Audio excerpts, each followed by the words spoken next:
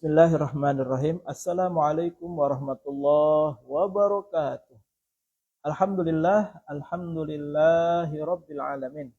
Wassalatu wassalamu ala Rasulillah wa ala alihi wa sahbihi wa man walah. Amma ba'du.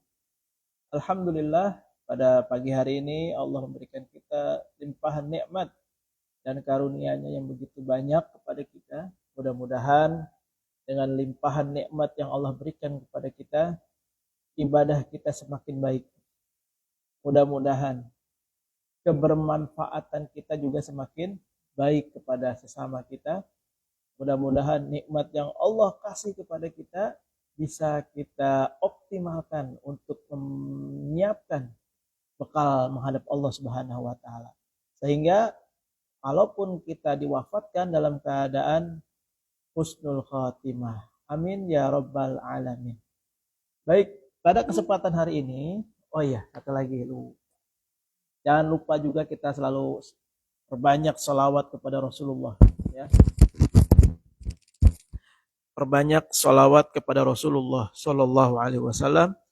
Mudah-mudahan dengan kita selalu bersholawat, Allah ridho kepada kita sehingga apapun yang kita lakukan, apapun yang kita kerjakan, itu menjadi kebaikan dan penuh dengan kemudahan dari Allah, sehingga yang kita kerjakan adalah hal-hal yang bernilai ibadah, hal-hal yang bernilai pahala, dan kelak di hari kiamat kita bisa memetik buahnya karena kita banyak bersalawat kepada Rasulullah Sallallahu Alaihi Wasallam.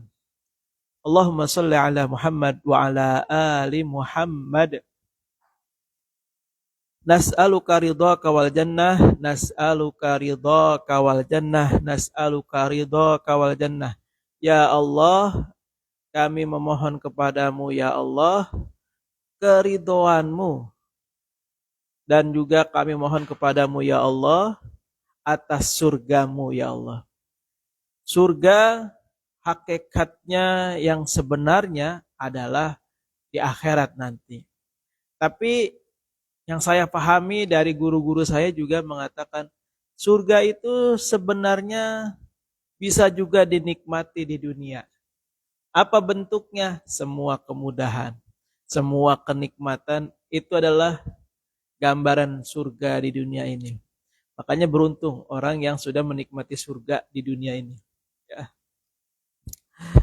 Setelah kita memuji Allah, menyampaikan rasa syukur kepada Allah, terus juga kita bersolawat kepada Rasulullah, terus juga kita berdoa kepada Allah, minta ridho dari Allah, minta petunjuk kepada Allah, minta surga kepada Allah. Sekarang kita masuk ke materinya. Sebelum kita lebih jauh berbicara tentang hal yang saya mau sampaikan, saya mau kasih prolog terlebih dahulu. Setiap muslim pasti pengen masuk surga. Atau setiap muslim pengen wafat dalam keadaan husnul khatimah. Nah, sebenarnya ulama itu sudah banyak menjelaskan bagaimana tips dan trik dalam menggapai kematian yang husnul khatimah. Ya. Dari berbanyak keterangan, dari berbagai sumber, ya, hikayat maupun periwayatan, itu menjelaskan begitu detail tentang bagaimana kita menggapai yang namanya husnul khatimah. Nah, yang paling mudah untuk kita ingat bersama adalah, ini menjadi rumus bagi kita. Apa itu? Bahwasanya Allah Subhanahu wa taala mencabut ruh setiap hamba sesuai dengan kebiasaan si hamba itu. Ya. Ini keterangan ini banyak, ya, hadisnya yang menjelaskan mengarah kepada hal ini. Oleh karena itu, salah satu yang bisa kita lakukan kalau kita mau wafat dalam keadaan husnul khatimah, tinggal kita biasakan diri kita melakukan perbuatan-perbuatan yang baik, perbuatan yang diridhoi Allah, perbuatan yang memang menyenangkan hati baginda Nabi Sallallahu Alaihi Wasallam. Ya. Nah, Ketika kita sering melakukan hal-hal yang baik, hal-hal yang bermanfaat, insya Allah ketika Allah cabut ruh kita, maka kita diwafatkan dalam keadaan baik, yang mana itu menjadi tanda bahwa itu kematian yang husnul khotimah. Walaupun kalau boleh jujur, kematian yang hakikatnya itu mati sebenarnya, yang disebut dengan mati husnul khotimah, itu hanya Allah yang tahu. Hanya Allah yang tahu sejauh mana kualitas matinya seseorang atau meninggalnya seseorang dikatakan husnul khotimah atau tidak. Ya. Nah, itu yang pertama. Yang selanjutnya, ulama kita itu sebenarnya banyak menjelaskan dan menyepakati berbagai hal, diantaranya adalah 5 golongan yang dikhawatirkan golongan ini akan meninggal dalam keadaan su'ul khotimah. Ya, su'ul khotimah, akhir yang buruk. Nah, dari mana keterangan ini? Ini bisa dilihat dalam kitab Sabilul Idkar wal I'tibar bima yamurru bil ihsan wa yanqadli lahu minal amar. Karangan siapa? Al-Alamah Sayyid Abdullah bin Alawi Al-Haddad. Ya. Beliau mengatakan dalam kitabnya, qalu, nah, mereka berkata, siapa mereka? Wa aktsaru man yukhsha alaihi su'ul khatimah. Wa aktsaru man yukhsha alaihi su'ul khatimah. Ya. Mereka mengatakan, para ulama ini berkata bahwa orang-orang yang paling dikhawatirkan akan mendapatkan su'ul khatimah. Artinya meninggal dalam keadaan buruk, dalam keadaan jelek. Wal'iyazubillah. Semoga Allah menjauhkan kita dari itu. Siapa itu orang yang dikhawatirkan mati dalam keadaan su'ul khatimah? Yang pertama, al-mutahawinu bis shalah. Orang yang melalaikan sholat. Orang yang meninggalkan sholat. Orang yang suka menunda-nunda sholat tanpa syar'i, tanpa uzur. Ya, orang yang sholatnya bercanda. Orang yang sholatnya main-main. Orang yang tidak ada ikhtiar, niatan buat sholatnya lebih baik. Nah, orang-orang yang sholatnya seperti ini, maka dia punya potensi wafat dalam keadaan su'ul khatimah. Yang pertama, golongan yang pertama. Golongan yang kedua siapa? Al-mudminu li syirbil khamr. Siapa itu? Orang yang gemar, suka minum khamr. Minum minuman keras. Ya. Jadi orang yang suka minum minuman keras yang memabukkan, maka dia punya potensi, kata ulama, memiliki akhir yang buruk, yakni su'ul khatimah. Yang kedua. Yang ketiga siapa? Wal'aqu liwalidayhi. Anak yang durhaka kepada orang tua. Ini menjadi sebuah kesepakatan ulama bahwa mereka yang durhaka kepada orang tuanya punya potensi besar, yakni su'ul khatimah hidupnya. Makanya hati-hati ketika kita punya masalah sama orang tua kita, segeralah kita minta maaf, segeralah kita islah sama beliau, segeralah kita minta ridha.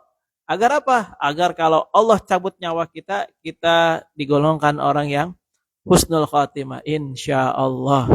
Ya, wal'aqul walidain. Ya, jangan sampai kita digolongkan anak yang durhaka. Bahkan ada yang mengatakan anak yang durhaka kepada orang tua, amal ibadahnya tertolak. Nauzubillah. Ya, jangan sampai, ya. Jangan sampai terjadi. Terus siapa lagi? Walladzi yu'zi muslimin. Orang-orang yang menzolimi saudaranya. Orang-orang yang ngomongin saudaranya. Orang-orang yang ngebuli saudaranya. orang-orang yang sering ngata-ngatain saudaranya. Orang yang sering menyakiti saudaranya. Hati-hati. Walaupun niatnya bercanda, tapi ketika yang bersangkutan tidak ikhlas, tidak ridho, dijadikan bahan bercandaan, maka dia masuk dalam kategori itu, yakni menzolimi saudaranya. Makanya dalam bercanda itu sebaiknya jangan sampai berlebihan, apalagi menjadikan sosok ya orang lain sebagai bahan bercandaan kita. Nauzubillah. Itu sama saja merendahkan derajat sahabat kita, teman kita, saudara kita yang sesama muslim terutama. Ya, nauzubillah summa nauzubillah. Jangan sampai kita masuk dalam kategori ini. Nah, mungkin kalau lebih luas lagi, menzolimi saudara itu bagaimana? Ya itu, misalnya mencurangi, membuat curang. Ya dia dicurangin atau dia dijadikan kambing hitam, dijadikan sumber masalah, padahal dia nggak tahu menahu apa-apa masalahnya. Ya, pokoknya semua perbuatan yang kita lakukan dan itu membuat orang lain tidak tidak terima, marah, tidak terima, nggak suka. Nah itu bagian dari menzolimi saudara kita, menzolimi orang lain. Nauzubillah, summa nauzubillah. Oleh karenanya orang Islam itu harus menjadi seperti lebah, yakni hinggap di tempat yang baik dan mengeluarkan yang baik, bukan sebaliknya. Ya. Adapun dia diganggu, nah baru seperti halnya lebah juga. Lebah kalau diganggu, nah dia juga langsung respon. Ya. Artinya, mari kita jaga diri kita dari berbuat zalim kepada orang lain. Karena ketika kita berbuat zalim kepada orang lain, maka kita punya potensi wafat dalam keadaan su'ul khatimah. Nauzubillah. Nah, selanjutnya apa lagi? Wa kadzalika musirruna 'alal kabair wal mawaqib. Apa itu artinya? Mereka yang terus-menerus melakukan perbuatan dosa besar, berbagai kekejian dan tidak mau bertaubat. Nauzubillah, summa nauzubillah. Jadi orang-orang yang suka melakukan maksiat, berbuat kekejian, apa itu kekejian? Sesuatu yang memang nggak pantas dia lakukan, tapi dia lakukan terus. Itu namanya kekejian. Baik yang sifatnya pribadi maupun kolektif, ataupun yang memang sifatnya sosial. Kalau itu sesuatu yang nggak pantas, yang nggak layak untuk diperlihatkan, sebaiknya jangan lakukan. Karena itu bagian dari sifat keji yang dilakukan. Terus juga malas beristighfar. Tidak mau mohon ampun, tidak mau minta diampunkan dosa dan kesalahannya. Nauzubillah. Nah biasanya untuk yang nomor 5 ini, atau yang kelima ini adalah orang-orang yang memang hatinya itu mendekati mati.